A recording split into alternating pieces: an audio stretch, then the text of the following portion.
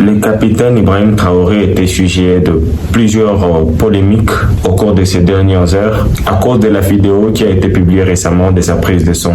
Quelqu'un qui, plein d'amour, accepte de donner de son sang pour aider ceux qui n'en ont pas, pour aider ceux qui en ont besoin.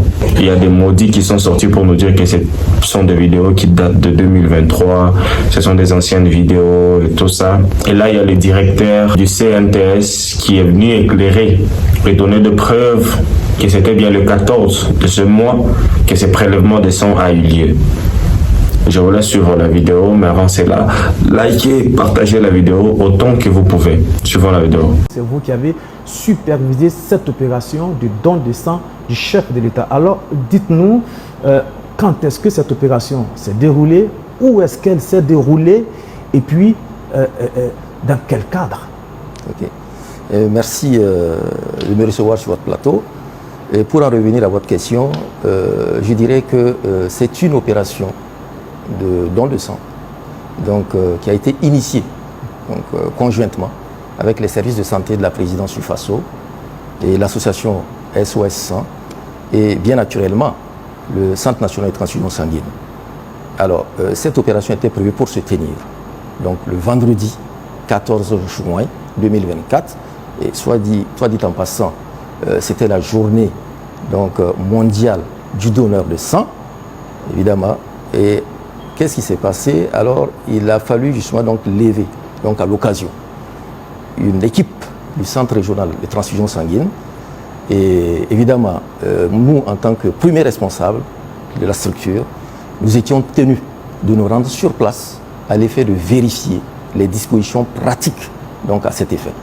Et cette opération a bel et bien eu lieu, j'allais dire, au palais de Koulouba, donc ce vendredi 14 juin précisément.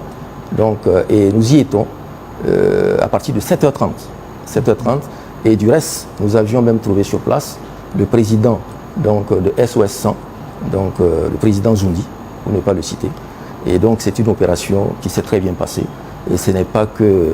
Alors nous avions été étonnés, justement, donc, des allégations qui ont été faites sur ce plateau, à l'effet de vouloir, j'allais dire, porter à la connaissance des gens que la couverture médiatique qui a été faite autour de ce don donc, a été faite à partir d'images donc, de l'année passée. Alors c'est véritablement faux. Et nous inscrivons vraiment en faux par rapport à ce qui a été dit. Vous-même présent sur place le 14 juin, absolument. Vous avez personnellement supervisé cette opération de don de sang. Alors, docteur Nézien, il y a des conditions pour donner son sang. Est-ce qu'un homme blessé, soit par objet tranchant, contondant ou pointu, peut donner son sang? Alors, tout dépend. Parce que si vous perdez du sang, alors évidemment, on ne va pas prendre, j'allais dire, du sang sur quelqu'un qui en a perdu. Tout à fait. Voilà, ça découle d'une certaine logique. Et du reste, on a vraiment des conditions. Et donc toute une opération pré-don. Donc il faut respecter. Et le chef de l'État a suivi absolument, absolument. Il est passé par, j'allais dire, l'entretien, la prise des constantes. Voilà, il est passé donc au niveau du prélèvement et de la collecte de sang. Et il a fini par la collation. Voilà. Nous y étions, nous étions présents et c'était un bel exemple pour nous. Un bel exemple pour vous. Absolument. En plus du chef de l'État, qui d'autre était présent à prendre part à cet élan de solidarité envers les personnes en attente de transfusion? Tout à fait. Il y avait monsieur le directeur de cabinet, la présidence du FASO, et il y avait également le DRH, je crois bien, et puis il y avait d'autres personnalités. Il faut dire que cette opération s'est faite à deux endroits. Alors il y avait une opération donc, qui était prévue dehors, où nous avions vu à peu près une soixantaine donc, de collectes. Dans la cour du palais de Koulouba. Et j'ai pu vous travailleurs de la oui, des travailleurs, et voilà, des personnes qui sont venues et qui se sont soumises volontiers donc, à cette opération-là. Et j'ai pu revenir sur le bilan, parce que nous avions un total de 68 poches de sang, ce qui n'est pas rien pour la structure, pour le Centre national de transfusion sanguine, dans la mesure où, deux fois, donc, nous arrivons à faire des collectes dites blanches, entre guillemets. Voilà. Comprenez-vous toute cette polémique qui a entouré ces images-là? Comment vous les analysez? Comment vous les interprétez? Je crois que c'est vraiment dommage. C'est vraiment dommage et je vous assure que nous avions été profondément attristés. Parce que nous attendions à ce que les populations, ou du moins Hein. Je sais que ce n'est pas les populations, c'est certaines personnes, mais les populations dans l'ensemble ont accueilli, j'allais dire favorablement, ce geste du chef de l'État. Mais du reste, je crois que ce sont des balbutiements, entre guillemets, dont le but inavoué peut-être est de jeter le discrédit, j'allais dire, sur les plus hautes autorités de ce pays et même sur les institutions de notre pays. Mais du reste, je pense que ça n'engage que l'auteur justement de telle allégation. Et je crois que sa responsabilité sera engagée.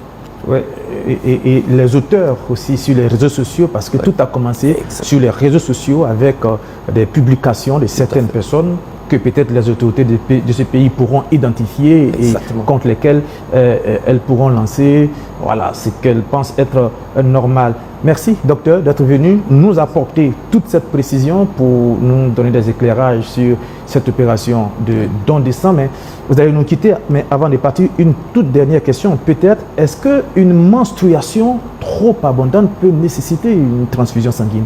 Alors, vous avez dit une menstruation trop abondante. Oui. Ça relève d'une pathologie certaine. D'accord. Et donc, en fonction de la pathologie, si on est dans un tableau d'anémie sévère, ça va appeler nécessairement un don de sang.